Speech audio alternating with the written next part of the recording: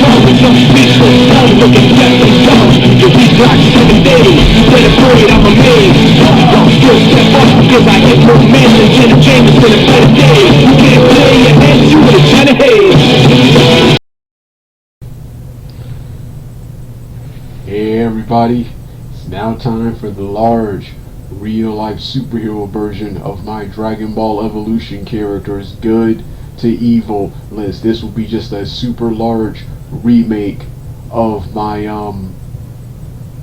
of my narration version, this time as a real life superhero on camera with once again with one of my newest real life superhero costumes. In the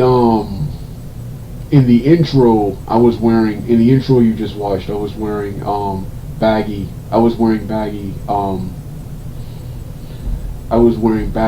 khaki pants. I didn't feel like putting those on, and I usually those are some of my favorites. So I usually only wear those when actually going out on patrol. So this one, the ones I wear around the house are mostly my skinny jeans, which are easier to put on and take off, and the baggy khakis I don't want to ruin. And yeah, in this one I'm wearing orange. I'm wearing orange skinny jeans. So if you wonder why the costume is different, this is why. Secondly, of course, it's just like the narration. Army Awakening will play in the background, and the outro music will be one of the songs you heard in the intro. So yeah. With that being said, let me get started right now. I'm gonna turn on the music and make my grand entrance on camera. As always, to see the original narration as the Douglas Blair Roberts YouTube social media personality based character and actor, the links will be in the description box below.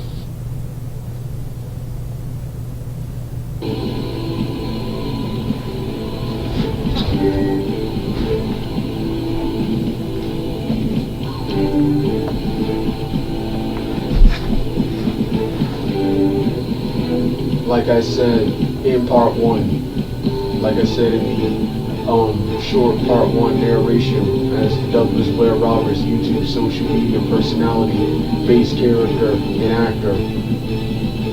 Number one on this list, from good Dragon Ball Evolution characters, good to evil. Number one on this list was Master Roshi, Grandpa Gohan, and the Mystics. Sifu Norris and the Mystics. These guys are number one. These guys are the nicest, the greatest, most caring people in Dragon Ball. Everything they did, everything they've done in Dragon Ball Evolution prior to and during Dragon Ball Evolution was to benefit the world. So these are the most selfless characters in Dragon Ball Evolution. As a change of pace, we're going to start off with Grandpa Gohan. Grandpa Gohan, who was trained by Master Roshi, taught Goku discipline and respect, and to use his powers responsibly. He knew about what would happen on Goku's 18th birthday and trained Goku for that very reason. He adopted and took Goku in. So, Grandpa Gohan and Grandpa Gohan's teachings, combined with a bunch of other factors, led to Goku saving the day in Dragon Ball Evolution. That's why Grandpa Gohan, alongside Roshi, alongside Sifu Norris and the Mystics, is number one on this list. Next is next is Master Roshi. Master Roshi in the previous one was higher than Gohan, Grandpa Gohan on this list, but I just want to do a short, different pace. The next guy, and by the way, this is still number one. Master Roshi trained Grandpa Gohan, so Grandpa Gohan could train Goku. Everything Grandpa Gohan taught Goku, Master Roshi taught Grandpa Gohan. Master Roshi, like I said, unlike the anime and manga Roshi, this Roshi had never seen Piccolo. But immediately But immediately when Piccolo was free, he knew what to do. He knew what to do. Number one, just like his anime and manga counterpart, assemble a Dragon Ball team capable of finding the 7 Dragon Balls and banishing Piccolo from that world. Number two, while also training Goku as a backup plan and insurance policy, because even if you seal Piccolo up, which is number 3, even if you seal Piccolo up again, he somehow escaped. What's to stop him from escaping again? So this is where Goku comes in. This is where Goku comes in. Goku had to get stronger in order to put so he could confront and put Piccolo down for good.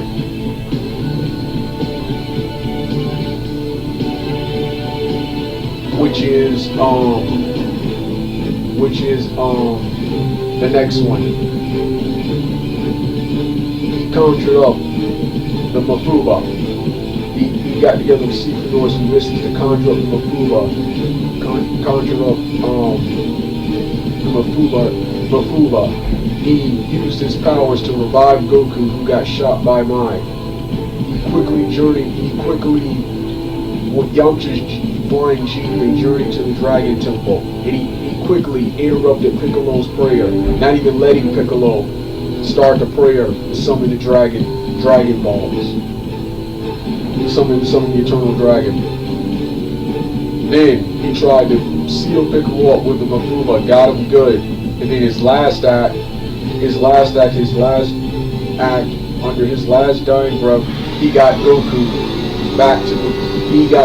to fight and conquer the Ozaru inside of him, and Goku used that power to defeat Lord Piccolo. So Master Roshi, who in this version had never seen Piccolo, did everything, and this was one of the many improvements in Dragon Ball Evolution from the original Dragon Ball. One thing I couldn't stand about the original Dragon Ball, like I said, all the terrible things that were described and predicted in Dragon Ball, we had to see them come to pass. We had to see what would happen if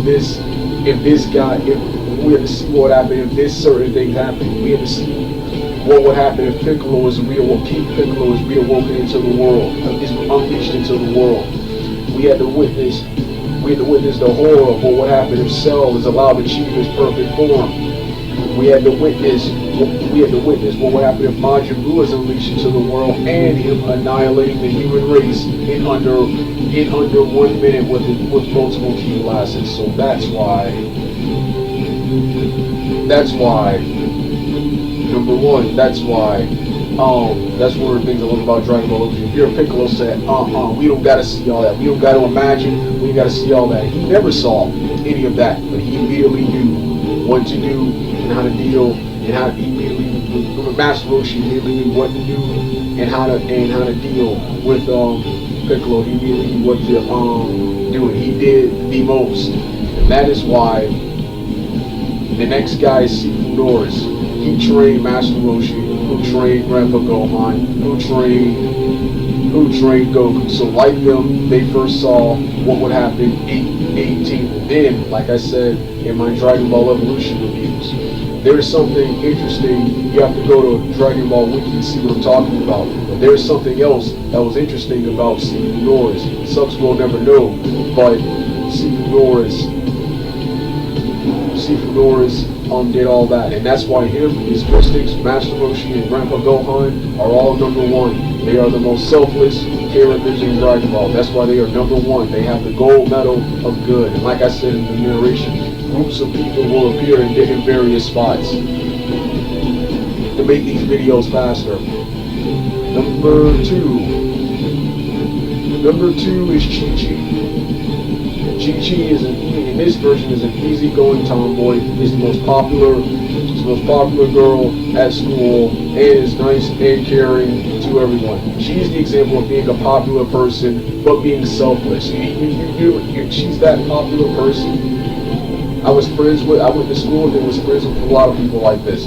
She's that popular person everyone either aspires to be or everyone loves, and everyone loves, that popular person everyone loves, likes, and admires. That's who Chi-Chi is. She's not like one of the popular people who abuses his or her popularity like Carrie Fuller and the bullies do. Carrie Fuller and the bullies do. So yeah, she was sympathetic. She was sympathetic towards Goku. She invited Goku, a known outcast at the school, to her party. When Fuller grabbed the stick, even though Goku didn't need it, she tried to get Fuller to back off. She tried to get Fuller to back off. Not that Goku needed her help, and then she gave her condolences with with Grandpa Gohan dying, the house being collapsed on him. She understood Goku being a fighter and how people back at home, how other people just wouldn't understand Goku's hardships of being a fighter and how and being different like he is and how people wouldn't understand. She assisted and helped Goku with his ki training, even offering herself up to get Goku to motivate and get Goku to complete the ki training. So, complete the ki training and technically still forgave Goku for knocking her out earlier, but only agreed their relationship will go somewhere if they settle it in hand-to-hand combat, which is how the film ends. So that makes Chi-Chi the second most selfless and nicest and kindest person in Dragon Ball.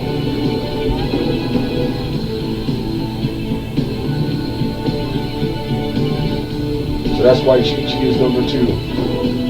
Number 3, I wanted him as number 1. That's my boy, Dragon Ball Evolution, Justin Chatwin Goku. I wanted Justin Chatwin Goku as number 1, but however, in the anime and manga, I consider that Goku to be a bland, unoriginal, overpowered Marigari Su, an asshole, an a-hole. If he is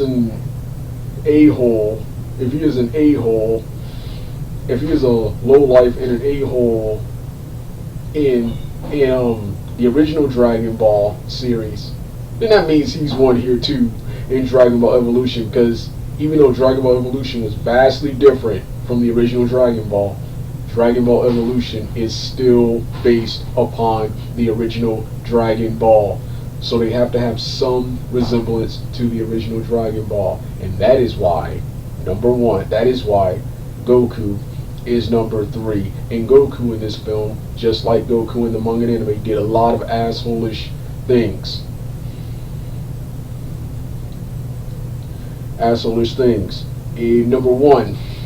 Number one, this gives him the bronze medal. Medal. He's not evil, he's not any form of evil. But he's not totally good. Either. Number one, he doesn't care about the important things. In the beginning, he cares about fitting in, being popular, is okay with abusing his powers to beat up his tormentors. Tormentors, wants to impress just wants to impress and get with Chi-Chi. Doesn't like fighting or doing anything productive unless he has an incentive, a reason to do it. Does show slight cockiness and arrogance and likes monkeying around with opponents, just like Goku from the manga and anime. He ditches his grandpa to go to a party at Chi-Chi's place, which actually turned out to be a blessing in disguise, just like in Star Wars A New Hope. Because had Goku stayed with his grandfather, Piccolo would have captured him and the Dragon Ball before the blood moon re-eclipses the sun. And you know what would have happened when the blood moon re-eclipses the sun? That would have brought forth Piccolo's monster, Ozaru, and world would have been over right there. So That turned out to be a blessing in disguise, but still, he still abandoned his grandfather to go to a party. And at that party, while he still did what his grandfather said, while he still did what his grandfather said about not misusing, by not fighting, he still abused and used his powers irresponsibly. He tricked four plus people into beating their butts, and the leader, Kerry Fuller, he convinced and pretty much forced Kerry Fuller to wreck his own car. He could have defended himself against Fuller without having Fuller damage his car, damage his own car, and didn't apologize. Like I said, if I was in the situation, I wouldn't have done that to Fuller's car. I would have just beat his ass and it'd be over. But nah, he had to do more than that. Then his last terrible act. One of my other favorite moments. Ki Blast training time. Ki Blast Kamehameha Wave training. He firstly, in a huge departure from Goku, he tried to cheat. He tried to cheat to skip out on the training. Good thing Chi-Chi was there. Next, he wouldn't have actually finished and completed the training the right way had Chi-Chi not offered herself up. Once again, needing an incentive to do the right thing. And last but not least, he is the vessel,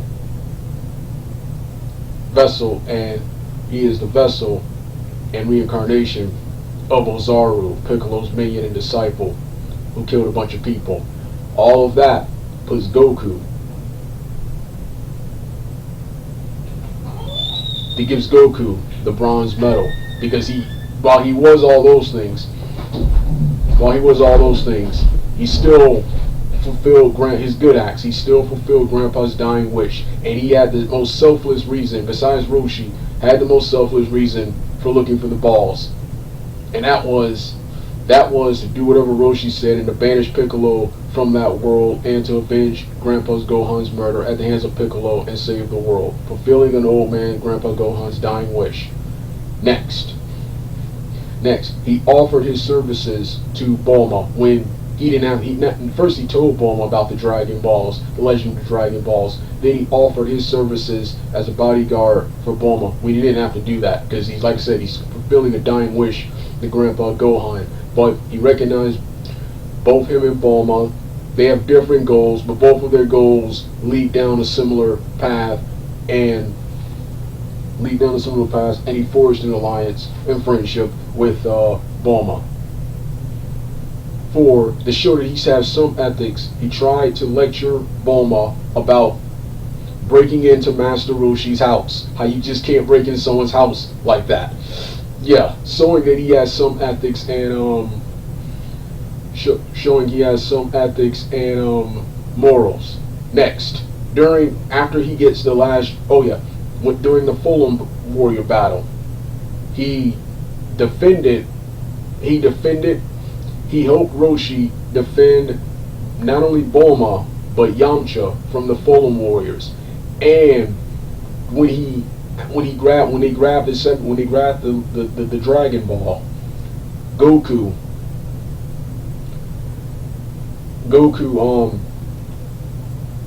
when he got the vision of Ozaru destroying everything, he showed sympathy. He said, "There's this demon, Ozaru. He will kill you and Bulma and Yamcha. He will destroy everything. How do I defeat him?"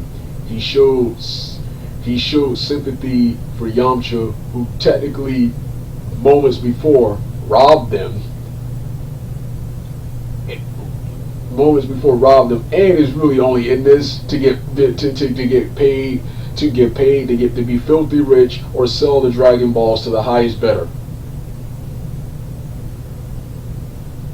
So Goku still willing to help those in need.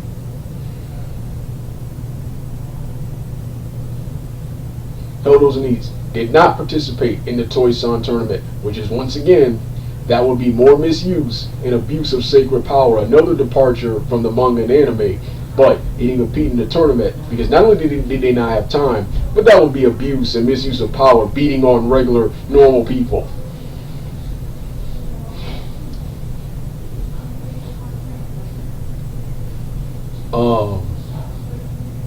He conquered the Ozaru. He conquered the Ozaru inside of him, and he used his powers to beat Piccolo in his last selfless act.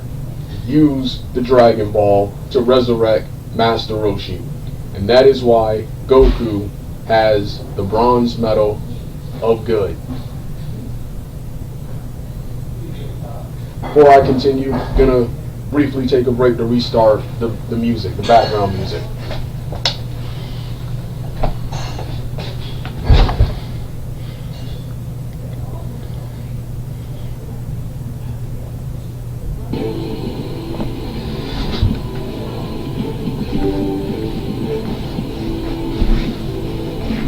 So yeah, that is why Goku has the bronze medal of good. His actions in the beginning prevent him from getting the gold and silver medal, but his actions later redeem him and give him the bronze medal of good under Chi-Chi, Master Roshi, Seafood Norse, the Mystics, and Grandpa Gohan. So yes, now we move over to in our gray area. Like I said in the narration portion, these people aren't evil. They're actually far from it, but they're not good people either. And that number one on our gray area is Bulma. At the bottom of the list is Bulma. And by the way, this is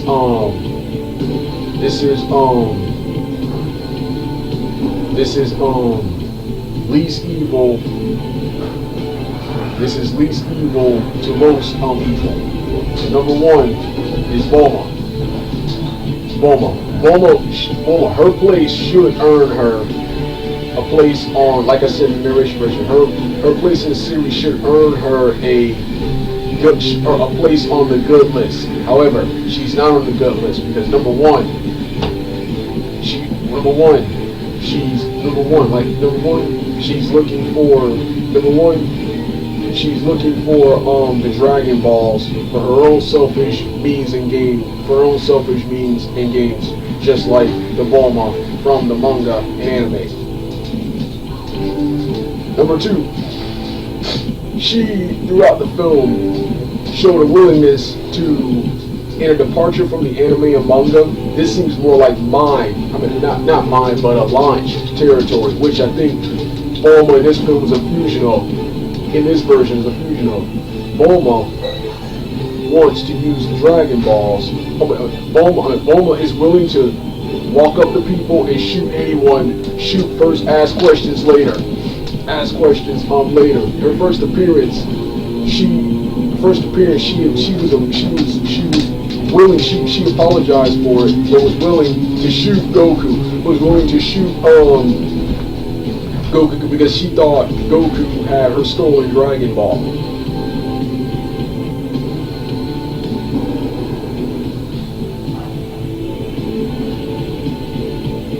Number three, like I said, going back to her selfish desires, she wants to use the Dragon Balls. She wants to use the Dragon Balls as an unlimited source of energy to achieve fame. So once again, she's on the adventure, she's helping, she's doing things, but she's doing it all for the wrong reasons. Wrong reasons. And like I said, this is still, even though Bulma is so much better in Dragon Ball Evolution than she was in the original manga and anime, this is still based upon the original anime and manga. So Bulma in the anime and manga is, in my opinion, is an arrogant, spoiled, violent, bitch, overpowered Marisu and pussy. Here they drop all the negative aspects, but she's still shown to be arrogant. But she's extremely violent, more rowdy here, and she's still selfish. Like I said, she's still selfish and arrogant. And like I said plenty of times, if you're spamming Dragon Balls, if you're abusing you are misusing power.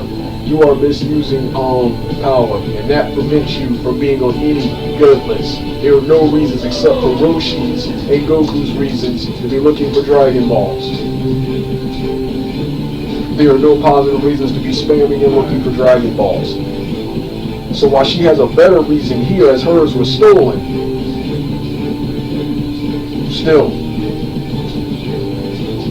what's his name? However, she's at the bottom of the gray list. She's the least evil and the most redeemable on this list because of her actions later. She still assisted and helped Goku in the game as best as she could. She helped Goku with her Capsule Corp technology to get to Master Roshi's place quickly. And then of course she broke into Master Roshi's house, like I said in the previous one. Master Roshi's place. She helped chase Chi-Chi with my disguise as Chi-Chi when she had the Dragon Balls. And at the end she sacrificed her wish to help bring back Master Roshi. And also show sympathy to Master Roshi when he died. So that gives her, her good acts later give her the lowest spot on the gray list. Next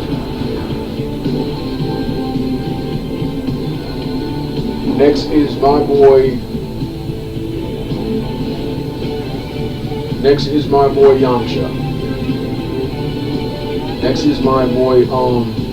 Yamcha. Yamcha throughout this film. Yamcha's on this list is in the gray part because his first appearance, he tricks and robs the gang, and he was willing to leave them in that hole until they gave him something, anything in return. It took Master Roshi teleporting out of there, and bribing him with the chance of making more money to convince Yamcha to join the gang and help find that Dragon Ball. Then, like I said, he's only hoping and in it to get paid, to get rich. Like I said, I like to call Yamcha the Han Solo and Sokka of the gang in this movie right here. He has his own reasons for doing things, but at the end, he does the right thing. And that's why he's in the gray area, not the evil area. He's in the gray area because his actions later. Him robbing him was actually, once again, another blessing in disguise, as they needed his tools to excavate underground and find, and in that volcanic area to find that next Dragon Ball.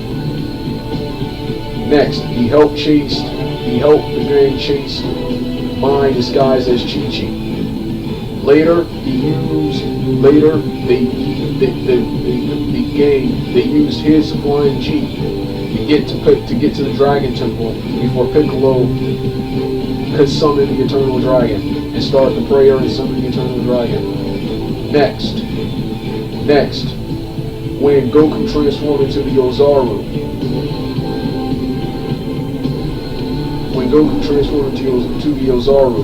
he what else did he do? Oh yeah, his heroic act. He sacrificed himself to stay behind to hold off the Ozaru while Bulma escapes with the Dragon Ball. Then later, after getting knocked out by the Ozaru, he woke up just in time to knife or shoot, whichever your preference. I prefer the gun. Whichever, to knife and shoot Mai in the back with the Team 4-star joke. Wolf Bang Gun in the back. To knock her out. To knock Mai out. They make the kill on Mai and save Bulma. saved Bulma, and he sacrificed his wish to bring back Master Roshi. So all those acts put Yamcha in the gray area, give him the silver medal in the gray area. Now, we leave the gray area. These people are evil. And the first is Carrie Fuller. This is least evil to most evil. Carrie Fuller, Agundis, and the bullies. These guys, like I said in the narration portion, they should be in the gray area because they're bad guys, but they're not the colossal threat Lord Piccolo and his minions are. However, they're here in the evil area because they have no redeemable qualities. Their only redeemable quality is they have a brotherhood with each other. That is it. They're shown to have a brother in honor and camaraderie with each other. As you see later, after Goku knocks out Agundis and the other four, you see Carrie Fuller come out, and you see him immediately show sympathy for his gang and threaten Goku when he says, "Goku, you're so dead, man. You're so dead. You're so dead." And the two try to team up to beat up Goku. That's their only redeemable quality. Other than that, they have no redeemable qualities. They are the ultimate characters and stereotypes of jocks, bullies. They're violent. They're aggressive as hell. They ran over Goku in the beginning of the film and destroyed his bike without apologizing. They taunted and belittled Goku every chance they got. Like I said, they're arrogant, they're violent, they're aggressive. They're popular. Unlike Chi-Chi, they abuse their popularity and flaunt it in everyone and the lesser people's faces.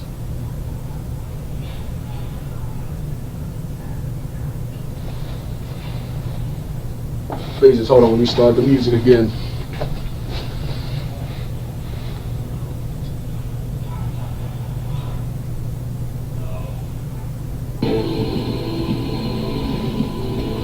By the way, Friday, 10 minutes is as long as I can find that Ocean Dub instrumental, that Ocean Dub Army Awakening instrumental theme. I tried to find a longer version, at least a 20-minute version, but yeah.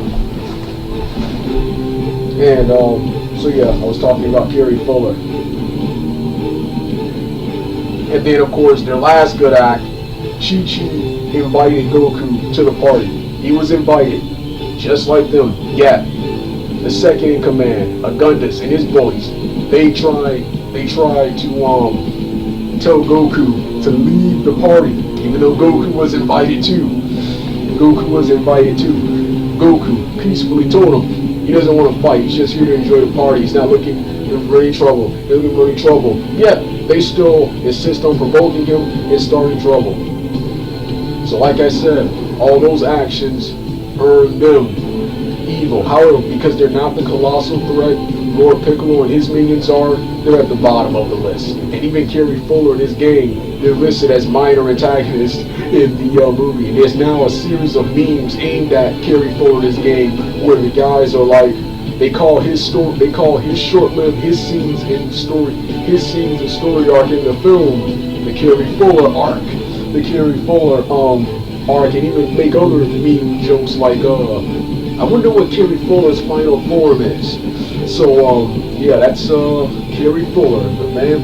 Carrie Fuller, Agundis, and the bullies. That's why they're at the bottom of this list. But like I said, they're at the bottom. They're least evil because they're not the colossal threat Lord Piccolo and the minions are. Next, we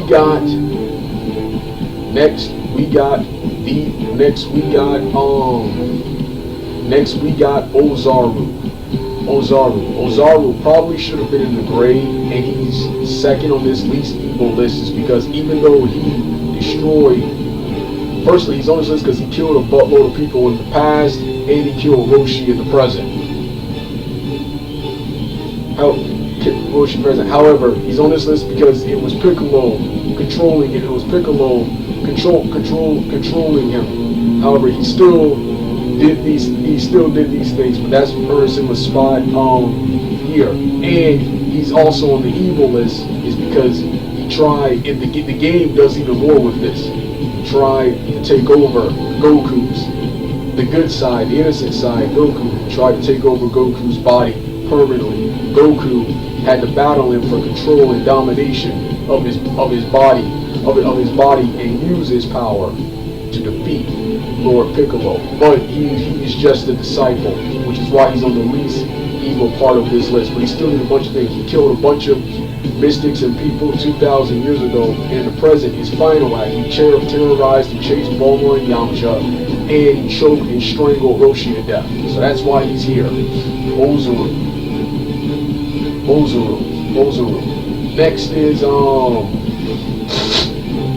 Next is the Fulham Warriors. The Fulham Warriors, I hired Ozaru because they did not have a redemption moment. They not only did they not have a redemption moment like Ozaru did, but they were violent. They were violent, emotionless assassins. Emotionless assassins who carry out Lord Piccolo's orders, no questions asked. Just like the Tengu and Putty Men from the 1995 Mighty Morphin Power Rangers movies, who they are a tribute to, and of course, like their counterparts in the form of the Namekian sons, tambourine, drum, and cymbal.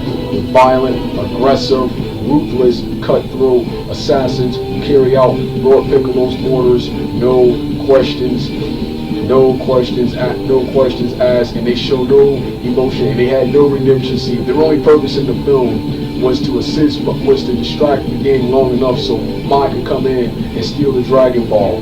When this Mai steal Dragon Ball, this failed, Mai eavesdropped on them to know the next location, and for Mai put her second plan, which was disguising as everyone else, but I'll get to that later. But that was their only purpose in the film, and that's why they're higher on the evil list than the Ozaru, even though the Ozaru was a bigger threat than they were.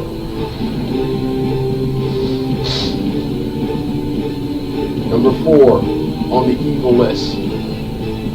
Number 4 on the evil list is Lord Piccolo, the overall main antagonist of the movie.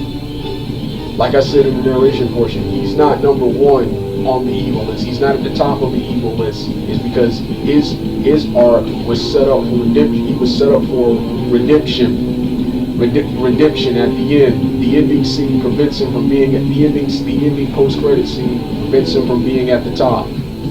And now I don't know if this is still his backstory in the film, but James Monsters, who portrayed Lord Piccolo, said Piccolo was at one point, in this version, was at one point a force of good, but he got into a bad argument and was sealed away for 2,000 years. Now, I don't know if that's still a part of his backstory in this version, because there's not much elaboration on why Piccolo and Ozaru were destroying and killing people 2,000 years ago, and the other stuff, and what Piccolo was like before he started doing that and before he was sealed up. So, yeah, but these are the reasons he's number 4. And throughout the film, he's more proficient. Firstly, number 1, he's more stronger and more, not stronger, but he's more independent than his King Piccolo counterpart when it comes to the Dragon Balls. He goes to do it himself. You see him immediately going to find every 7 Dragon Ball. Next, Mai, his minion. He summons the Fulham Warriors to assist Mai in stealing the Dragon Balls from Goku, recognizing Mai alone won't be able to take the Dragon Balls from Goku in the game. So he offers his assistance by sending the Fulham Warriors, instead of being a lame, stereotypical villain, by sitting around and having minions go around and do jobs he could technically do himself. He still does that one time in the film, but he doesn't sit around having minions do jobs he can do himself, then getting mad when they fail.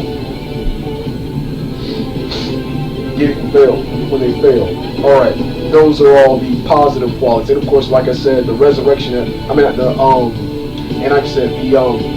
post-credit reveal that he survived is being cared for by one of the women who the village he attacked earlier in the film. Those give him this spot, number 4. That's why that prevents him from getting the top list, because he was set up for redemption. However, his evil qualities. Number one, 2,000 years ago, him and Ozaru killed a buttload of people, and it took 7 mystics banded together to seal him and his dark power away to end his reign of terror. As Ozaru just disappeared for 2,000 years, but the prophecy said he would come back on Goku's 18th birthday, when the blood moon will eclipse the sun. Next, throughout the film, he stops at nothing to get the 7 Dragon Balls. Him and Mai destroyed that woman's village in the beginning, intimidated that woman into getting the Dragon Balls, Dragon Balls. Next, he killed a buttload. This was minor, but he killed a buttload of fish by causing all their water by using his key to manipulate and teleport their water out of that pond area to get the Dragon Balls, killing a buttload of fish. His next evil act. That was minor and quick, but still, that's evil. 3. He hypnotized. 3. When Goku transformed into Ozaru. Oh no, before this, when he didn't have to. When he noticed the Dragon Ball wasn't there, he could have just went about his business. But no, he had to show off his power. When Roshi attacked him, he could have just did the force right there and just continue on. But no, he had to make an example. He force chokes Grandpa Gohan, then uses his key to drop the house on him. And then his fourth act, when Goku transformed into the Ozaru, he commanded Ozaru to kill Bulma and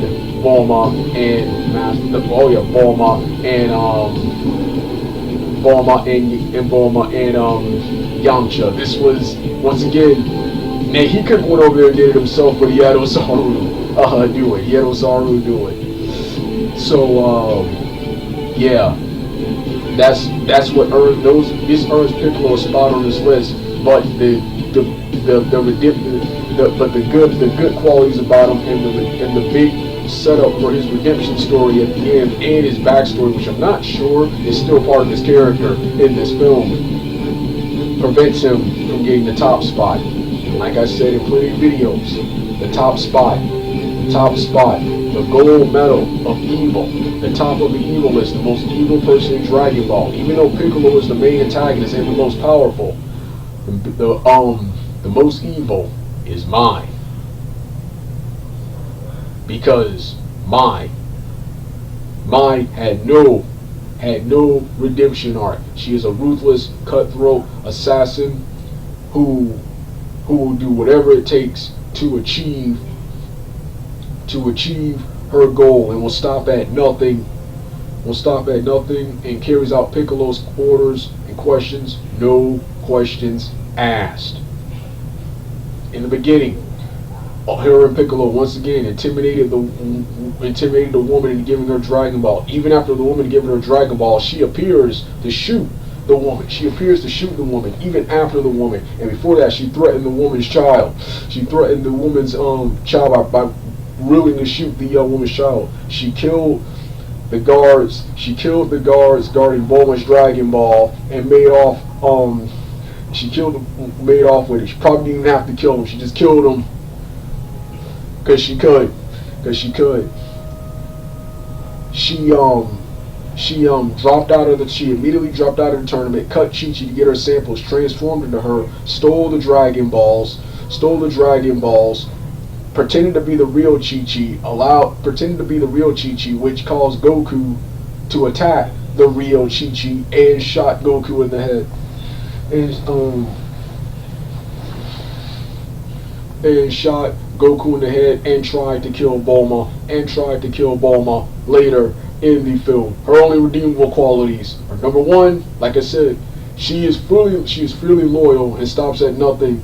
She's loyal to Lord Piccolo. Next, she is loyal. Oh yeah, she's loyal to Lord Piccolo, and she did briefly, even though Bulma just recently had tried to kill her. She didn't give Bulma a chance after beating her, when she could have just killed her right there. She didn't give Bulma a chance to surrender to Dragon Ball, which gave enough time for Yamcha to get up and shoot her in the back.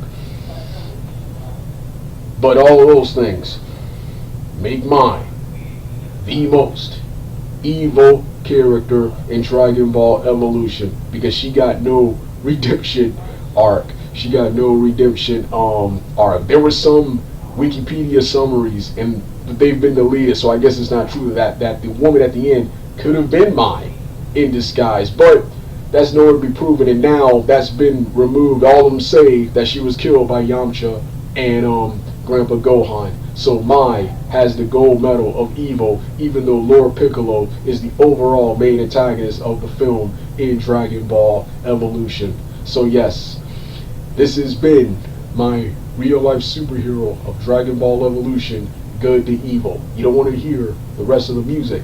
Turn the video off right now.